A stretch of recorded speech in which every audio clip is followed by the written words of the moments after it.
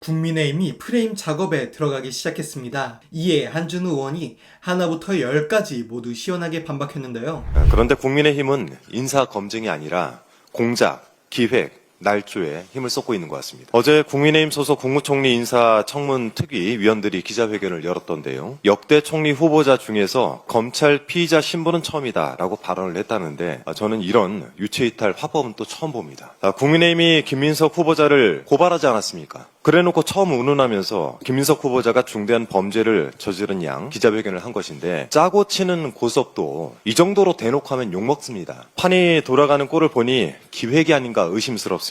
국민의힘 소속 서울시 의원이 김민석 후보자를 검찰에 고발하고 고발 하루 만에 검찰이 사건을 배당했습니다. 국민의힘 인청특위 위원들이 기자회견을 열어서 피의자 총리 프레임을 씌웠고요. 바로 그 피의자라는 단어, 이 부분에 좀 집중을 해볼 필요가 있습니다. 이 단어 선택이야말로 기획의 증거가 아닌가 싶습니다. 이제 막 검찰 내부적으로 사건이 배당됐고 고발인 조사조차 이루어지지 않았는데 무슨 근거로 혐의를 씌워서 벌써부터 피의자라고 부르는 것입니까? 김민석 후보자를 피의자로 만들겠다라는 모종의 확약이 국민의힘과 검찰 간에 있었던 것은 아닌지 의심이 들어올 정도입니다. 좀 들여다봐야 되겠습니다. 자, 오늘도 주진우 의원 이야기를 안 할 수가 없는데요. 인사청문회 준비를 하는 줄 알았더니 이 망상을 동원해서 장문을 하고 있었더군요. 주진우 의원이 최근 SNS에 올린 글들은 한마디로 뇌피셜입니다. 어제는 페이스북에 김민석 후보자가 총리 되면 생기는 일이라는 제목으로 7가지 항목을 기재해서 올려놨던데 그 내용이라는 것이 너무 유치하고 허황돼서 구체적으로 거론하진 않겠습니다. 다만 사입이 무속 정권을 세운 정당의 의원답게 이제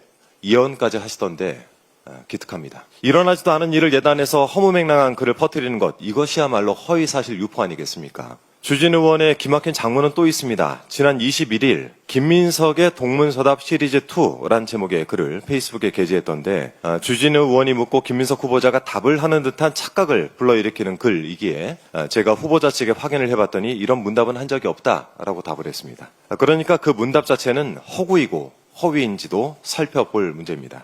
100번 양보를 해서 주진우 의원이 제기하는 의혹들을 좀 더 쉽게 설명하기 위해서 문답 양식을 채택했다 하더라도 읽는 사람으로 하여금 사실관계를 오해하게 만들거나 또 후보자에 대한 부정적인 이미지를 교묘하게 심으려고 했다면 이것 또한 날조이고 악의적인 허위사실 유포 아니겠습니까? 이 글은 김민석 후보자의 출판 기념회 등 경조사 관련 사항을 다루고 있는데요.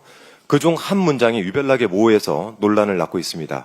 화면 준비됐죠? 네, 그 문장을 한번 보시겠습니다. 결혼식 12월 12일, 빙부상 11월 2일, 출판 기념회 11월 29일인데 수억 대 현금을 한두 달 사이에 다 썼다라고 하는 질문을 쓴 것인데 이 부분을 두고 이해식 의원이 5년에 걸쳐 있었던 경조사를 불과 2개월 내에 있었던 것처럼 조작질을 했다라고 지적을 했더니 주진우 의원이 되받아서 재산 등록 기준일인 12월 31일 이전에 현금을 다 썼다라는 점을 지적한 것이다. 쉴드를 치려니까 힘드냐라고 비아냥대더군요. 진짜. 그러니까 창작을 하려면 좀 섬세하고 치밀하게 했어야죠. 자신이 주장하는 바도 명확히 전달하지 못할 바 이런 장문을 해서 무슨 소용이 있겠습니까? 전영기 의원이 SNS에 밝힌 글을 좀 잘 읽어보시기 바랍니다. 김민석 후보자의 결혼은 2019년이고 빙부상은 2020년, 출판 기념회는 2022년과 2023년이었다고 합니다. 경조사가 모두 한 해에 연달아서 있었던 것처럼 착각하게 만들겠다는 의도가 있지 않았습니까? 당장 그 글을 내리고 사과하는 것이 좋을 것입니다. 타인을 향해서 쉴드라고 지적하기에 앞서 이런 글을 쓴 자신의 부족함부터 되돌아봐야 되겠죠. 제가 관심이 없던 주진우 의원을 최근 보건대 동료 의원님을 떠나서 이런 생각이 듭니다. 어디서 이런 못된 것들만 보고 배웠을까? 국무총리 후보자를 피의자로 만들기 위해서 온갖 노력을 하고 사실관계를 멋대로 해석해서 허구와 허상으로 후보자에게 악의적인 낙인을 찍는 공작 정치, 이것은 반드시 청산해야 되겠습니다.